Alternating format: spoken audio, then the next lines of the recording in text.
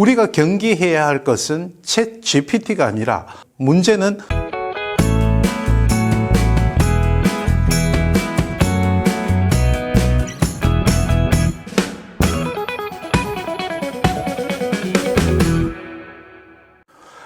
챗 GPT는 요즘 전 세계를 뜨겁게 달구고 있죠. 이것을 정의 내리자면 대화형 인공지능 챗봇이라고 할 수 있습니다. 이 서비스는 오픈 AI사에서 개발해서 2022년 11월 30일에 내놓았습니다. 그러니까 나온 지 몇 달 되지 않는 서비스죠. 이 서비스가 공개된 지 닷새 만에 100만 명이 가입해서 사용하고 2개월 만에 자그마치 사용자 1억 명을 확보했다고 하죠. 정말 엄청난 성장 속도입니다. 지금 챗 GPT는 인공지능을 기반으로 한 사업의 판도를 바꾸며 재계를 뒤흔들고 있습니다. 챗 GPT의 가장 큰 특징은 대화입니다. 그동안 구글이나 네이버와 같은 검색 엔진들이 관련한 정보들을 연결해주는 기능이 주된 역할이었다면 챗 GPT는 인간이 한 질문에 대해서 데이터베이스를 스스로 조합하고 재구성해서 마치 사람이 하는 말처럼 대답해 줍니다.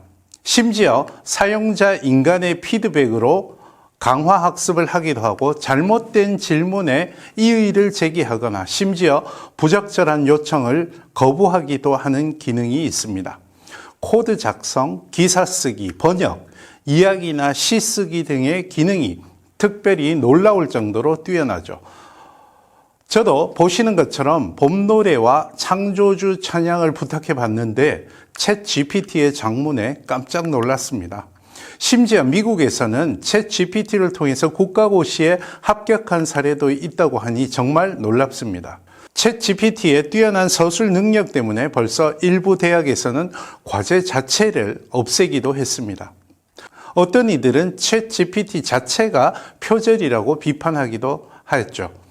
자세한 기술적이고 전문적인 논의는 해당 분야의 전문가들의 의견을 들어보시면 되겠습니다. 저는 제 전공에 대해서 챗 GPT가 얼마나 알고 있는지를 물어봤습니다. 보기로 70인역을 얼마나 아는지를 시험해 봤습니다. 물론 화면에서 보시는 것처럼 영어로 물어보았을 때는 완벽하게 대답해 주었습니다. 그런데 제가 한국말로 70인역이 뭐니? 라고 물어보자 처음에는 완전히 엉뚱한 대답을 했습니다. 그래서 제가 넌 틀린 답을 내놓았어 라고 지적했더니 가르쳐 달라고 아주 애원을 하더군요.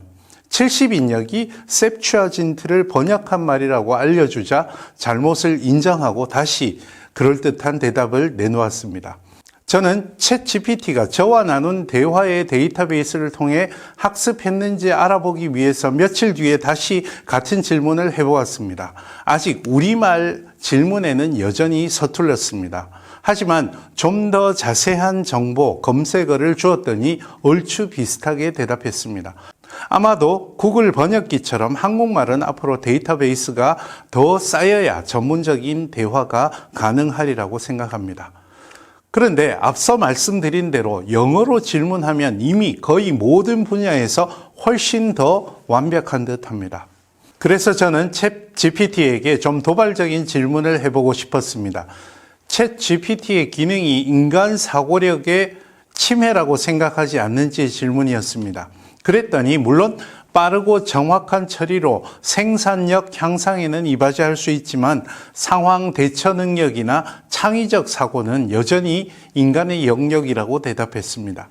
저는 그런 기능까지 학습해서 인간의 사고력을 대체하고 인간의 사고력이 떨어지면 어떻겠느냐고 감정적인 질문을 해보았습니다. 그러자 AI는 개인적인 생각이나 견해는 없지만 제가 했던 질문은 중요한 고려사항이라고 대답했습니다. 그리고 AI에 대한 인간의 책임을 강조하면서 대답을 끝냈습니다. 사실 이것은 앞으로 이른바 강한 인공지능이 등장할 수도 있겠다고 생각하도록 만드는 대답이었습니다. 그래서 좀 섬뜩하기도 했습니다. 만약 인간이 AI를 제대로 감독하고 가르치지 않는다면 얼마든지 인간의 사고를 대체할 수도 있겠다는 생각이 들었습니다. 이처럼 비록 챗 GPT가 적어도 우리말로는 아직 걸음마 단계이지만 영어로는 굉장한 수준이어서 긴장할 필요는 있겠다 싶었습니다. 교회 현장으로 좁혀보자면 앞으로 설교를 챗 GPT가 대신 작성하는 세상이 오면 어쩌나 하는 걱정의 목소리, 이제 신학이든 공부든 더는 사람이 할 일이 없어지지 않을까 하는 우려의 목소리가 들리는 것에 주목해 보았습니다.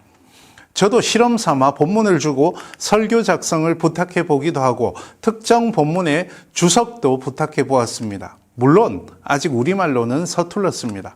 하지만 앞서 말씀드린 대로 영어로는 아주 정확한 정보를 꽤 훌륭하게 글로 표현해서 소름 돋게 놀랐습니다.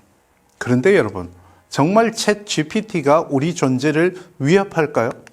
그럴 수도 있습니다. 하지만 그렇지 않을 수도 있습니다. 저는 이 생각을 하다 문득 제가 어릴 때 교회에서 어른들에게 혼나던 생각이 떠올랐습니다. 저는 어려서부터 헤비메탈 음악을 좋아했습니다. 디스토션을 건 기타의 시원한 소리가 좋았고 빠른 리듬이 속을 뻥 뚫어주는 느낌을 받았기 때문입니다. 그런데 일부 헤비메탈 연주자들이 악마를 노래하고 심지어 숭배하는 등의 모습을 보이면서 한동안 그런 전자음악이 악마의 음악이라며 교회에서 거부되던 때가 있었습니다. 그런데 요즘 어떤 찬양 사역에서도 강렬한 비트와 소리의 전자기타 연주가 빠지는 예는 없죠. 결국 사람이죠. 문제는 음악도 기계도 아닌 사람이었습니다. 에덴 동산의 선악과가 문제가 아니라 그것을 따먹은 사람의 문제였듯이 오늘날 AI도 그 자체의 기술이 문제가 아닙니다. 우리가 경계해야 할 것은 챗 GPT가 아니라 본문과 씨름하지 않고 손쉽게 설교를 얻으려는 사람의 마음, 공부하지 않고 결과물을 얻으려는 사람들의 마음을 경계해야 합니다.